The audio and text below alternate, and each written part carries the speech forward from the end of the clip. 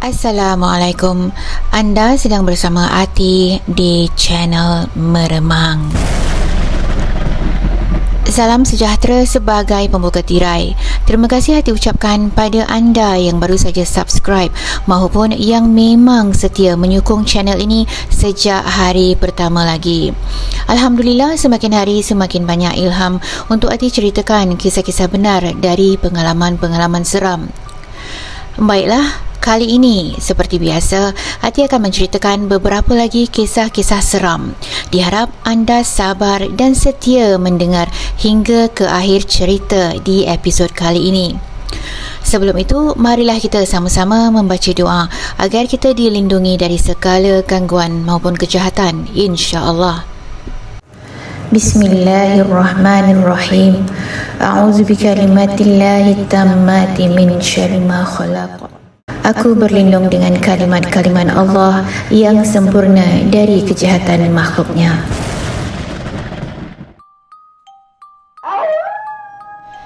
Kisah yang pertama diberi tajuk Setelah Bermain dengan Spirit of the Coin.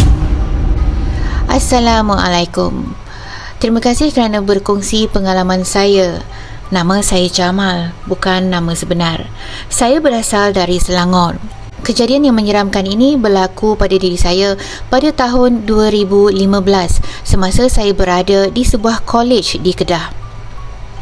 Saya tidak boleh beritahu nama kolej tersebut untuk mengelakkan para pelajar yang menuntut di sana takut. Seperti biasa, pelajar-pelajar akan ditempatkan di asrama. Setiap bilik menempatkan 2 orang pelajar. Bilik saya terletak di hujung blok dan sebelahnya merupakan hutan belantara. Rakan sebilik saya berasal dari Kedah, jadi setiap hujung minggu dia akan pulang ke rumahnya dan tinggallah saya seorang diri di bilik asrama. Seringkali saya akan mengajak rakan-rakan yang tidak pulang ke rumah pada hujung minggu untuk tidur di bilik saya kerana bilik saya agak besar dibandingkan bilik di blok sebelah. Kami akan berborak-borak, membuat kerja-kerja sekolah dan yang paling seronok sekali, kami akan menonton cerita-cerita seram.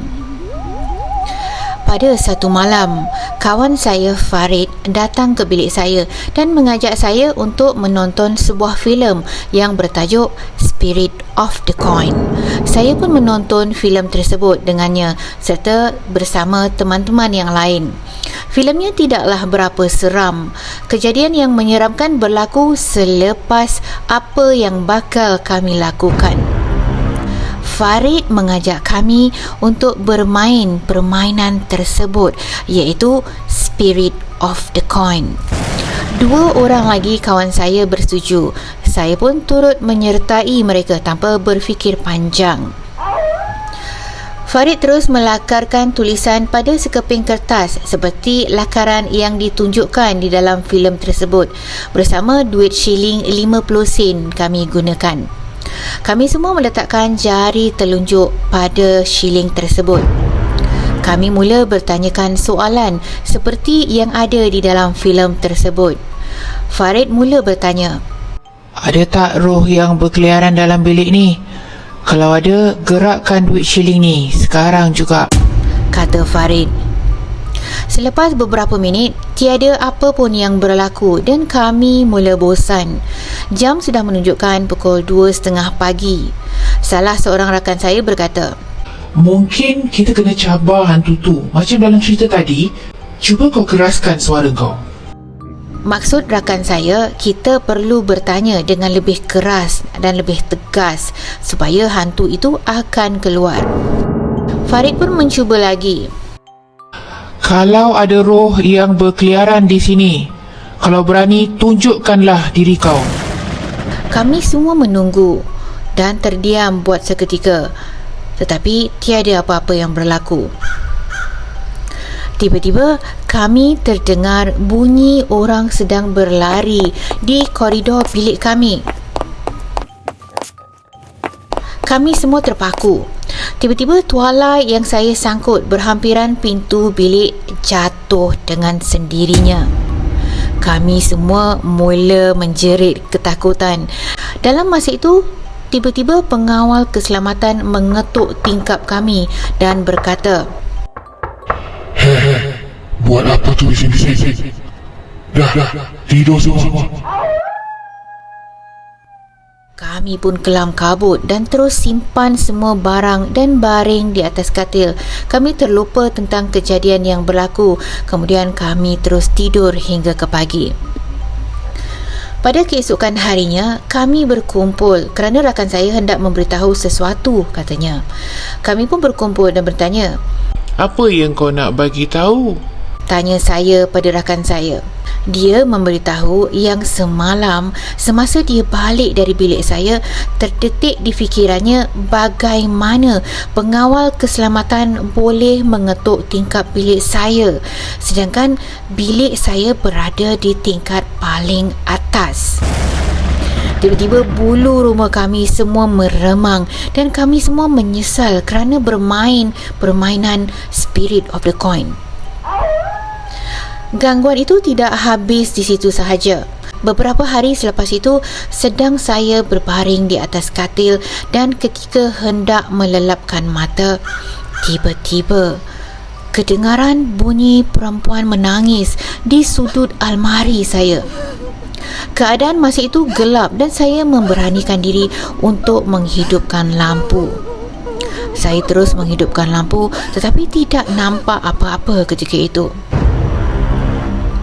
Satu lagi gangguan yang berlaku pada rakan sebilik saya yang semasa itu sedang membuat kerja sekolah. Tiba-tiba lampu bilik termati dengan sendiri dan tiba-tiba pintu diketuk-ketuk. Rakan saya menceritakan perkara itu kepada saya pada keesokan paginya. Keadaan semakin hari semakin teruk. Selimut kami ditarik-tarik dan rakan sebilik saya sering ditindih. Pada sebelah malam boleh kedengaran suara kanak-kanak bergelak ketawa seperti sedang bermain-main di koridor bilik kami. Yang paling seram apabila saya terbangun dari tidur sekitar jam 3 pagi.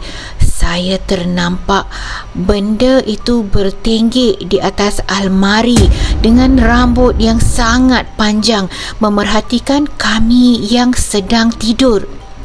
Saya terus mengalihkan pandangan dan membaca surah-surah yang saya tahu sampailah saya tertidur. Rakan sebilik saya bingung kenapa banyak gangguan yang berlaku padahal sebelum ini tidak pernah ada apa-apa yang terjadi di bilik itu. Jadi saya dan rakan-rakan yang lain menceritakan apa sebenarnya yang terjadi kepadanya. Selepas itu kami meminta tolong seorang ustaz di kolej kami untuk membersihkan bilik kami dari gangguan. Ustaz itu memberitahu sebenarnya memang banyak benda-benda iaitu makhluk halus yang sudah duduk di dalam bilik kami.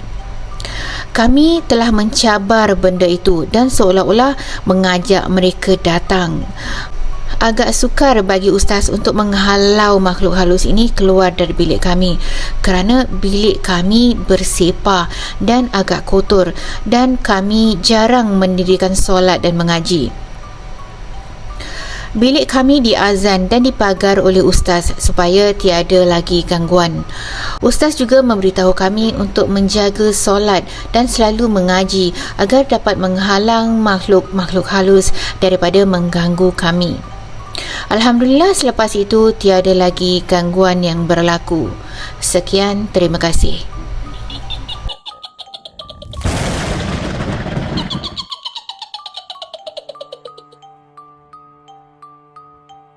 Begitulah pengalaman yang terjadi kepada Jamal ketika mereka bermain Spirit of the Coin.